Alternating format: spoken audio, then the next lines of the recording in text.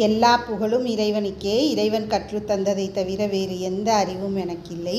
இன்றைக்கி எதை பற்றின பதிவு அப்படின்னு பார்த்திங்கன்னா, நான் நோன்பு கஞ்சியை வச்சு வடகம் தயாரிச்சிருந்தேன். அதை வறுத்து காமிக்க போகிறேன். அது எப்படி வறுப்பட்டு வடகமாக எப்படி நல்லா இருக்குது அப்படின்றத பற்றின பதிவு.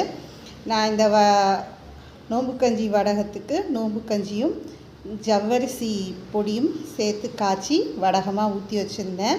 ஊற்றி வெயிலில் காய வச்சு எடுத்து வச்சுருந்தேன். அதை இப்போ பொரித்து காமிக்கிறேன். பாருங்கள் எவ்வளோ அழகாக நல்லா இந்த வடகம் நல்லா வந்திருந்தது. சுவையும் நல்லா அருமையாக இருந்தது.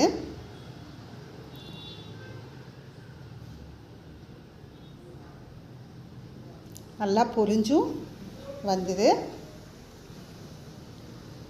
இதுதான் நான் செஞ்ச நோன்பு கஞ்சி வடகம்.